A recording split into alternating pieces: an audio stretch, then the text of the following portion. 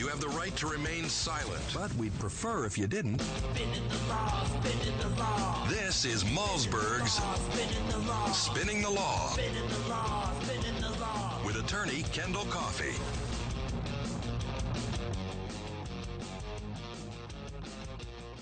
All right, folks. Hey, it's always better with a little music and the band playing, isn't it, Kendall? It is so much better. I love your voice, but that song, Steve, it just launches the segment. It does. It's like when my son's driving. I'm driving him to his hockey game, and he has the headphones on. He doesn't want to talk to me. He's pumping that music in, and he's getting psyched, and it has the same effect on you. I could tell. Yeah. Hayes has found herself by two consecutive congressional committees. One, yesterday, they recommended that the Justice Department investigator, because they say she's committed criminal acts related to the IRS scandal, if you will. And today, the Oversight Committee voted to hold her in contempt of Congress, which they also voted to do to Eric Holder. And now it's up to the rest of the House to vote, and then that would be sent to Eric Holder. So explain, first of all, let's take it one at a time. What does it mean when a committee, votes, the Ways and Means yesterday votes to recommend to the Justice Department that that she committed criminal acts? Well, a criminal referral by a body of Congress is going to get very serious attention. I mean, no matter what party, what branch of government, something like that simply can't get ignored. So it'll be looked at very, very seriously.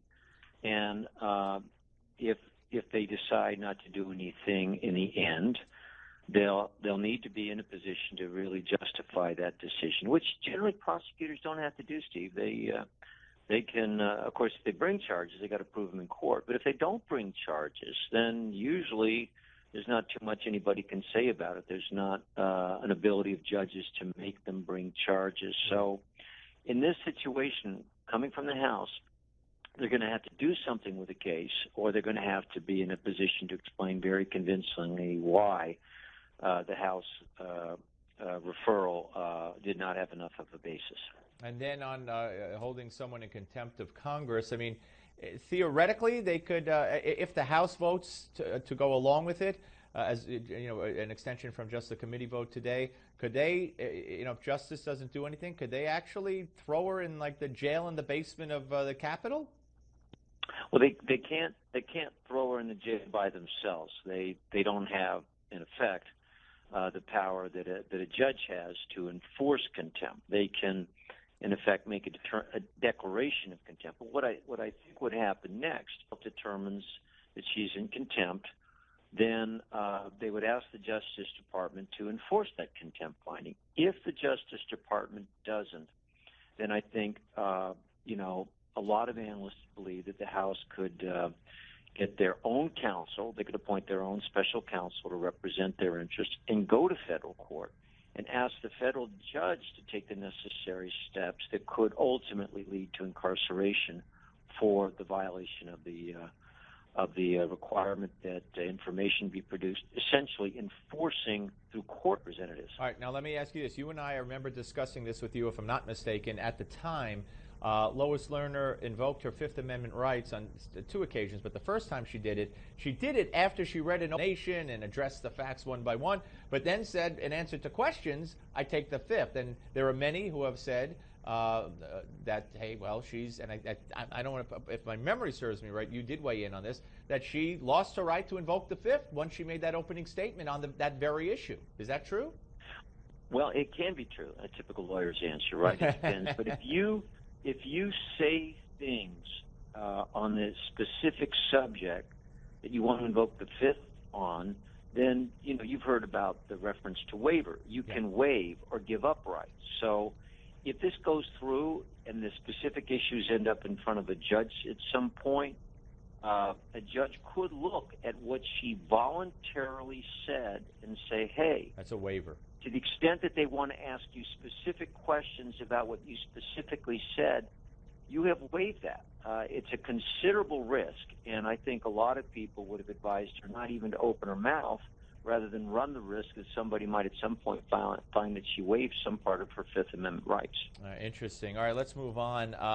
The Supreme Court heard arguments on the case of the right of a individual business to refrain from paying for the abortion pill or the birth control.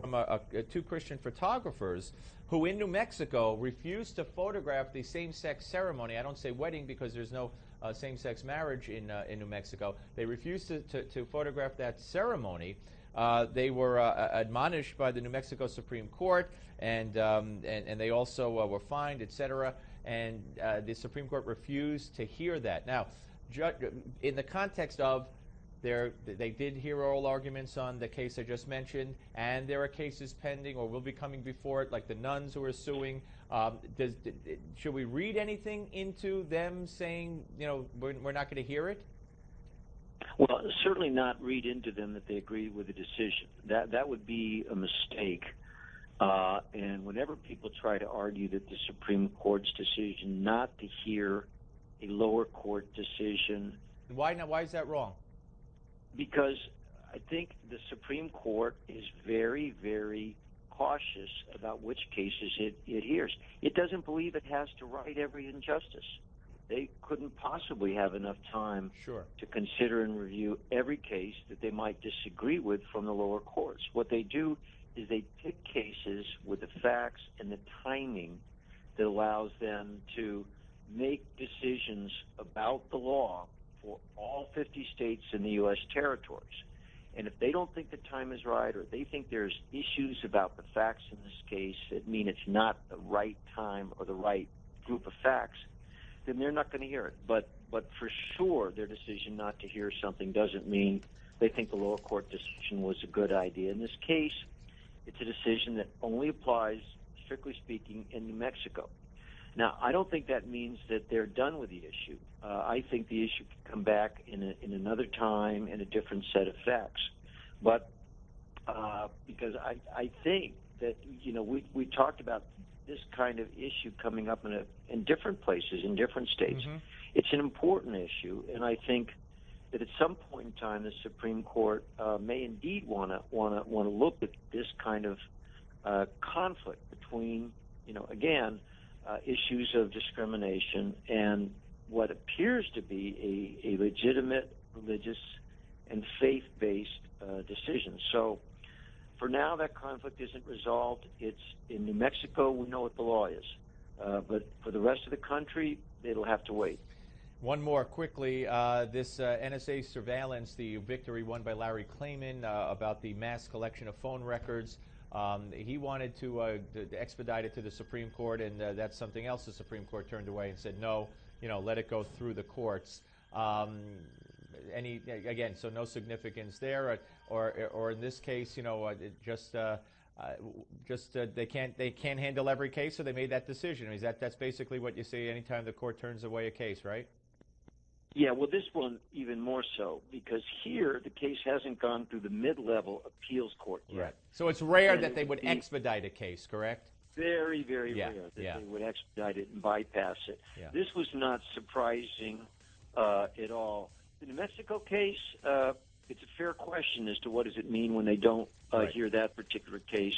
But with respect to the matter on the NSA, I think the Supreme Court did what they would do almost all the time. Let it go through the federal appeals court before it gets to them, and then decide whether they want to hear that particular fact. Kendall, have a great Passover, and I think.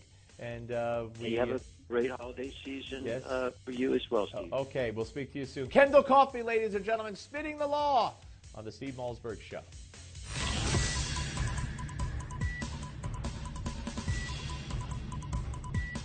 We don't just talk about the news, we talk to those making news. This is the Steve Malzberg Show.